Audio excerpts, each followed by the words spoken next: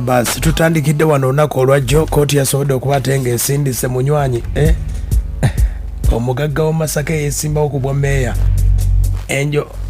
bamuyita enjo wa Lwasa wa Nabatanze awo mbasi mumazeeyo Omugagga Lwasa olunaku olwajjo yasuze mu nkomyo Luzira nga kigambibwa nti omukulu ono abanjibwa obukadde nga 18 ag'omunda abasobodde okubatenga bamukwata omusango bagamba nti bamubanja obukadde 18 ne amubanja beebuuza ani agali munda kigambibwa nti waliwo obulango bweteeka ku mukutu ogumu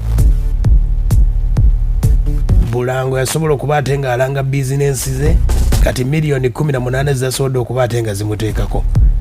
ebintu bya Lwasa tebitegerekeka abajjukira ensonga nga bwe zaali omwaka ogwedde ndoza gali mwezi nga gwakuna omukulu ono yakwatibwako era n'asibibwa ku Jinja Road Police Station awo nga kigambwa nti omukulu ono yenyigira mu kubatenga nga ajingirira emikono gy'abakulu mu Ministry of Energy ng'agamba nti alina kampuni esima ebyobugagga omuli Gold kampuni eno yagamba bagiyita Trans Equator Services nti ya mukulu Lwasa abakulu basobola okuba bakizuula nti emikono egyo gyali fake era yasobola okubatenga ajingira omukono gw'omukyala bamuyita Grace waliwo n'omukyala bayita Araba Grace basobola okubatenga omukulu ono yakwatibwa era omukulu Lwasa waliwo emivuyo gyalimu najjo January omwaka era oguwedde nga kigamba nti waliwo omukulu bamuyita Jeff yamufera n'agamba nti agala kumuwa Gold yali abawamu miliyoni nga 2 bweddu era Lwasa nasobola okubatenga nayo yasobola okubatenga akisimatuka mu nteekateeka eyo ensonga zibadde bwe zityo mu kukuba kafeeke ka Gold ennaku zino ka Gold kasobodde okubatenga katambula ne Lwasa tekamutambulidde bulungi kati olunaku olwajjo omugagga w'e Masaka abadde bamwebuuza Lwasa yabulirawa basobodde okubatenga bamunoonyeza bawannyondo ne basobola okubatenga bamugwako mu nteekateeka eno miliyoni 18 ezamukwasizza kigamba nti za bulango kampuni emu mu kibuga Kampala lwakuba yo teyejjaayo naye nga abali munda bategeeza era oba olabye abakutte akatambi omukulu Lwasa basobodde okubatenga bamutaddeyo mu nteekateeka eyo omu ku basobodde okubaate bali mu nteekateeka eno omukulu ono yavaayo ndowooza wiiki ng'ewedde nasobola okubatenga ategeeza nti omukulu Lwasa amulabako amunoonya asobole okubatenga nga bamutereeza ensonga zonna waliwo yabadde agenda omuwa embaata olunaku lwajjo yakubyekubye ku masimu nga mubuuza oyinawo mmeka waliwo omugagga omu yabadde amugamba nti mpozi ng'osingira tavani kiiki Lwasa neyerema n'agamba kaŋŋende munnamateeka wuno bannamawulire nga bwe muwunyiriza buli ewaba akagudde olwaleero mutusanze wano nga tukomitinga mwami Lwasa okumusindika e Luzira olw'okulemererwa sasula sente toto yazo ziri miliyoni 18 mu emitwalo 9 mu 15 mu bitaano nga bbanja yalemererwa zisasula n'ayitibwa mu kooti enfunda zonna n'agaana okujja mu kooti kati kooti n'esalawo n'ekola prosesi ey'amateeka netuweebwa ebiwandiiko ebyomukwata gye bayita warrant of arrest